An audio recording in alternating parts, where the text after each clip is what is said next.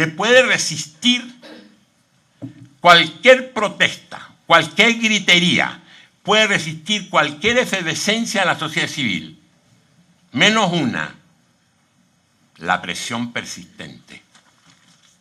No sé si estoy claro en este punto. Este modelo no es capaz de resistir una presión persistente. Es capaz de resistir discursos, críticas, panfletos, movilizaciones, sí. Puede resistir el 132 de México o el movimiento estudiantil que comenzó de nuevo hoy día a hacer de las suyas en las calles de Santiago, hoy, en la tarde. Pero no la presión persistente. O como han dicho algunos intelectuales, tomar en serio sus ofertas, que cumplan lo que ofrece. Es decir, estamos entonces ante la necesidad de que esto que yo estoy registrando, las viejas experiencias que recojo de Chile, que implican algunos de los grandes retos epistémicos que me recordaba aquí Brenny, saber leer la historia es saber leer la historia como movimiento permanente. Como movimiento permanente no es suficiente. Yo creo que lo que tenemos en cuenta es la necesidad de leer la realidad, en este caso ustedes con este país, con su país, leer cómo este país se está construyendo todos los días y leer desde esa perspectiva el poder. El poder es una constante construcción de subjetividades. Y eso supone una constante articulación de lo económico, de lo político y de lo cultural, incluso de lo psicocultural. Significa saber articular el macroespacio y el microespacio. No se construye solo en el gran espacio, se construye en el microespacio con perspectiva del gran espacio público. Se construye desde los individuos en perspectiva de los sectores sociales. Eso es poder. Eso es poder. Si eso no lo entendemos, no construimos poder, solo hablamos de poder. Y en el mejor de los casos, reducimos la construcción del poder a lo más obvio, a lo que el orden permite que se construya como poder. Podría ser el caso simplemente ganar elecciones, algunas, no todas. Y entramos en una enajenación. Y comenzamos a transformar a los sujetos capaces de construir proyectos que vayan más allá del orden, simplemente en tributarios del orden. Un pensamiento crítico, sí, pero tributario. Crítico, pero tributario. O sea, díscolo, en el mejor de los casos. Es decir, ni muy distante ni muy cercano, lo suficiente como para que no me excluyan completamente y esté constantemente en condición de ser invitado por el poder. ¿Me explico lo que estoy señalando? Eso supone un pensamiento crítico acerca de lo que es una situación dada y de ahí la importancia de las coyunturas. En este plano, los desafíos son enormes. El principal, lo diría en términos gramscianos, es liberar el pensamiento propio del discurso dominante, que está más presente de lo que uno cree. Se expresa de mil maneras. Por ejemplo, se podría expresar en que yo critico el discurso dominante o critico el modelo económico dominante. Lo critico en palabras, pero lo reproduzco en mi práctica, con mil justificaciones. Es que yo necesito encontrar un empleo, es que yo necesito reconocimiento, es que yo necesito estar tranquilo, es que no puedo vivir en la eterna tensión. El capitalismo juega a eso, juega a que la gente busque la tranquilidad. Esa es una de las funciones más importantes del consumo. El consumo no tiene la función de reproducir la vida, eso es obvio.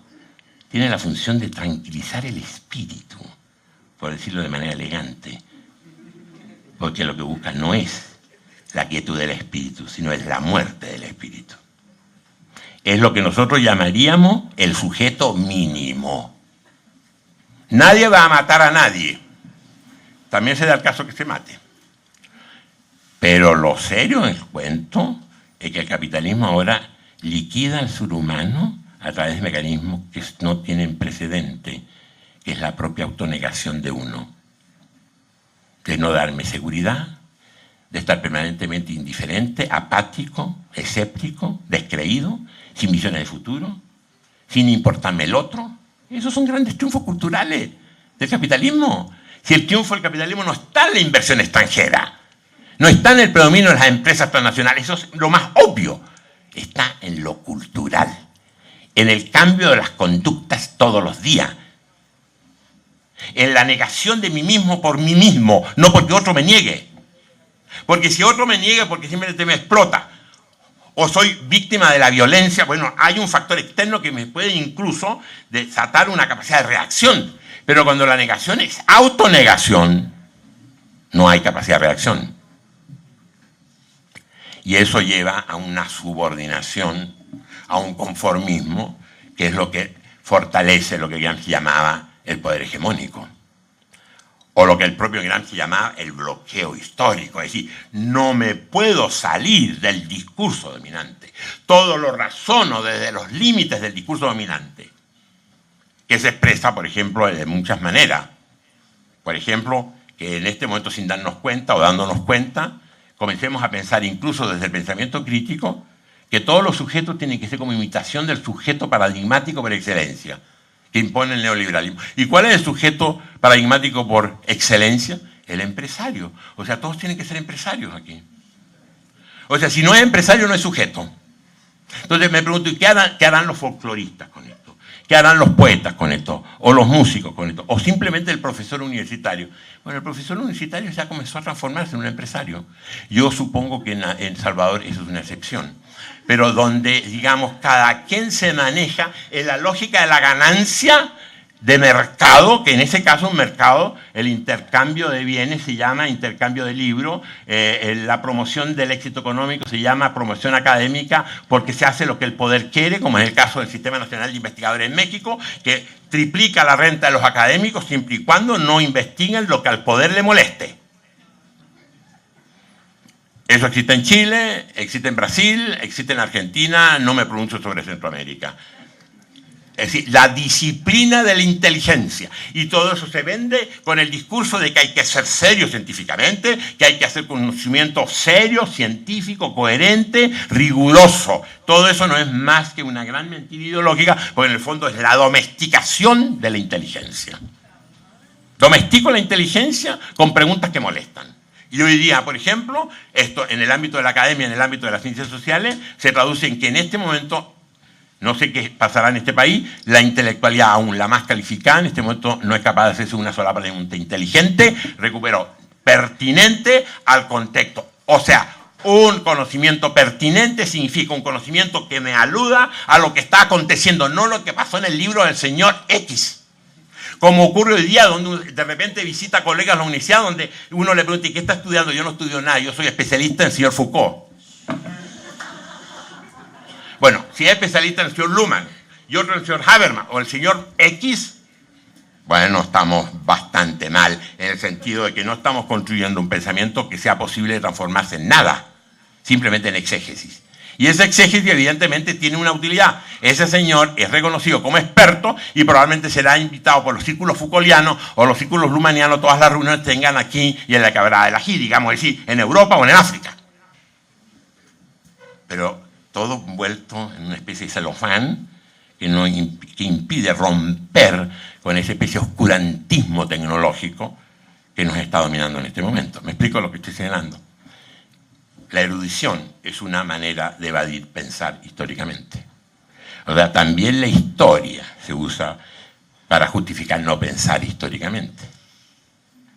Entonces, tenemos ahí desafíos de cómo estamos leyendo hoy día el capitalismo globalizado, porque no basta decir la inversión, los términos de intercambio, las contracciones del mercado, no. Hay que pensarlo de más profundidad. El capitalismo globalizado no es un fenómeno financiero. El capitalismo globalizado es un fenómeno cultural y hay que asumirlo culturalmente. Conceptos como desarrollo y crecimiento, condiciones de vida, éxito, responsabilidad, eficiencia, suma y sigue una serie de conceptos que tienen que ver con la vida personal, no con la economía, son todas, de alguna manera, estímulos para quedarnos prisioneros en un orden de pensamiento que es funcional a una cierta lógica de orden. ¿Me explico? Pensamos el éxito, pensamos el progreso en función de una lógica exclusiva que es la dominante, que se expresa en un actor dominante como el único actor que importa. En ese sentido, en muchos países de América Latina, yo supongo que aquí será una excepción, vivimos la dictadura de los empresarios, para decirlo claramente. Las dictaduras militares están siendo reemplazadas por dictaduras empresariales. Y ni siquiera por empresarios nacionales. Porque aquí viene el gran tema.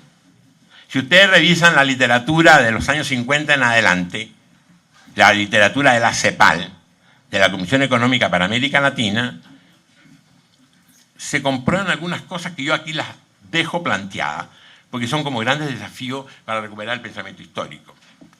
Afirmaciones que están dichas por mucha gente desde 1950 y tanto hasta hoy.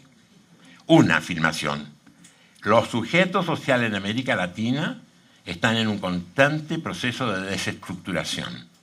Primera afirmación: no son estables.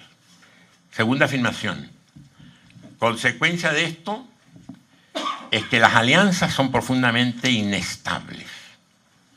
Tercera afirmación: que no hay proyectos sostenibles en el largo tiempo. Cuarta afirmación: no hay voluntad política para construir. Los ejemplos podrían ser múltiples. Durante muchos momentos, a partir de la instauración del Estado keynesiano, a partir de los 40 en adelante, pero sobre todo a partir de los grandes análisis de la CEPAL, que comienza su estudio a partir de 1950 en adelante, son impresionantes la cantidad de coyunturas que ha tenido la burguesía latinoamericana para transformarse en clase dominante, impulsora o promotora de lo que los teóricos llamaron un capitalismo periférico, para probar que siempre sistemáticamente renunciaron a hacerlo.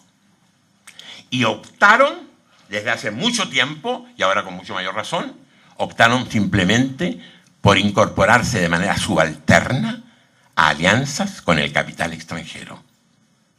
Hubo momentos en que los gobiernos ofrecieron recursos económicos a esos disque que empresarios para que afianzaran una infraestructura industrial, para que afianzaran una infraestructura de obras públicas, para que se transformaran realmente en lo que ellos mismos decían que iban a hacer, en protagonistas de un capitalismo que no se rompía con el capitalismo, dentro del propio capitalismo llamado periférico por la CEPAL, que se transformaron en los grandes actores, productores, en los empresarios chumpeterianos, para decirlo en corto.